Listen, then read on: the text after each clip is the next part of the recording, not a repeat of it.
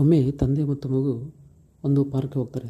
ರಜಾ ದಿನ ಆದ ಕಾರಣ ಮಗುವಿನ ಜೊತೆ ಸ್ವಲ್ಪ ಟೈಮ್ ಪಾಸ್ ಮಾಡ್ಕೊಳ್ಳೋಣ, ಮಗುವಿನ ಜೊತೆಲಿ ಸ್ವಲ್ಪ ಆಟ ಆಡ್ಕೊಂಡು ಬರೋಣ ಅಂತ ಹೇಳ್ಬಿಟ್ಟು ತಂದೆ ಮಗು ಇಬ್ಬರು ಹೋಗ್ತಾರೆ.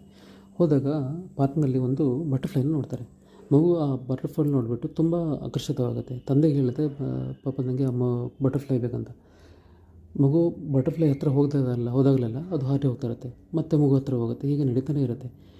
ಈ ಸಮಸ್ಯೆ ನೋಡಿದ ತಂದೆಯು ಏನು ಮಾಡ್ತಾರೆ, ಮಗುವಿಗೋಸ್ಕರ ಮನೆಯ ಪಕ್ಕದಲ್ಲಿ ಒಂದು ಗಾರ್ಡನ್ ನಿರ್ಮಾಣ ಮಾಡಲು ಡಿಸೈಡ್ ಮಾಡ್ತಾರೆ. ಒಂದು ಗಾರ್ಡನ್ ಕೂಡ ರೆಡಿ ಆಗುತ್ತೆ.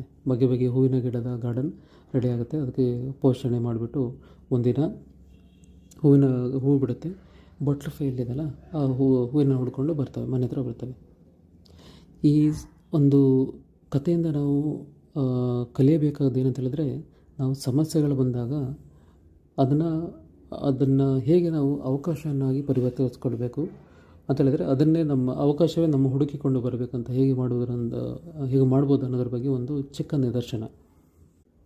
ಜೀವನದಲ್ಲಿ ಕೇವಲ ಜಾಣರು ಹಾಗೂ ಬುದ್ಧಿವಂತರು ಮಾತ್ರ ಸಮಸ್ಯೆಯನ್ನು ಅವಕಾಶವನ್ನಾಗಿ ಪರಿವರ್ತಿಸ್ಕೊಳ್ತಾರೆ. ಈ ಸಮಯದಲ್ಲಿ ಒಬ್ಬ ಪ್ರಖ್ಯಾತ ವ್ಯಕ್ತಿಯ ನೆನಪಾಗ್ತಾರೆ. ಇವರು ಮೈಕಲ್ ಜಾಕ್ಸನ್ ಅಂತ.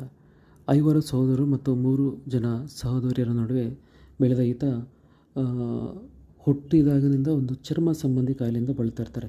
ಅಂದರೆ ಈ ತೊನ್ನು ಅಂತ ಹೇಳ್ತಾರಲ್ಲ, ಆ ಥರ ಕಾಯಿಲೆ. ಹುಟ್ಟಿದಾಗಿಂದ ಇವರು ಕೃಷ್ಣವರ್ಣದ ಕಲರ್ ಹೊಂದಿದ್ದರು. ಆದರೆ ತೊನ್ನು ರೋಗದಿಂದಾಗಿ ಏನಾಗುತ್ತೆ, ಅವರ ಮುಖದ ಕಲರ್ ಬದಲಾಗ್ತಾ ಹೋಗುತ್ತೆ.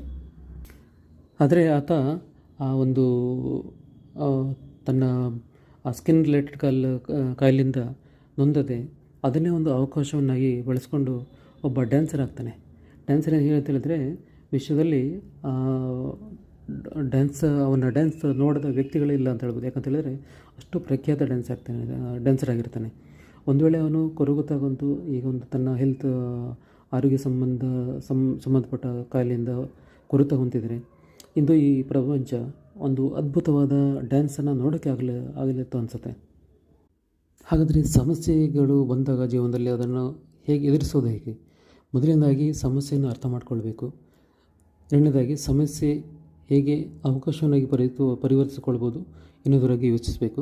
ಆ್ಯಂಡ್ ಸರಿಯಾದ ಉತ್ತರವನ್ನು ಹುಡುಕಿಕೊಂಡು ಅದರ ಬಗ್ಗೆ ಆಳವಾಗಿ ಅಧ್ಯಯನ ಮಾಡಿದಾಗ ಗೆಲುವು ಅನ್ನೋದು ನಿಶ್ಚಯ ಅನ್ನೋದರಲ್ಲಿ ಯಾವುದೇ ಅನುಮಾನವಿಲ್ಲ. ಸ್ನೇಹಿತರೆ, ನಿಮಗಾಗಿ ಒಂದು ಪುಟ್ಟದಾದ ಕಥೆಯನ್ನು, ಒಂದು ಜೀವನದಲ್ಲಿ ಸಮಸ್ಯೆಗಳು ಬಂದಾಗ ಅದನ್ನು ಹೇಗೆ ಅವಕಾಶವನ್ನಾಗಿ ಪರಿವರ್ತಿಸಿಕೊಳ್ಳೋದ್ರ ಬಗ್ಗೆ ಒಂದು ಚಿಕ್ಕ ಮಾಹಿತಿ ನೀಡಿದ್ದೇನೆ. ನನ್ನ ಈ ವಿಡಿಯೋ ನಿಮಗೆ ಇಷ್ಟವಾದರೆ ಸಬ್ಸ್ಕ್ರೈಬ್ ಮಾಡಿ ಪ್ರೋತ್ಸಾಹಿಸಿ.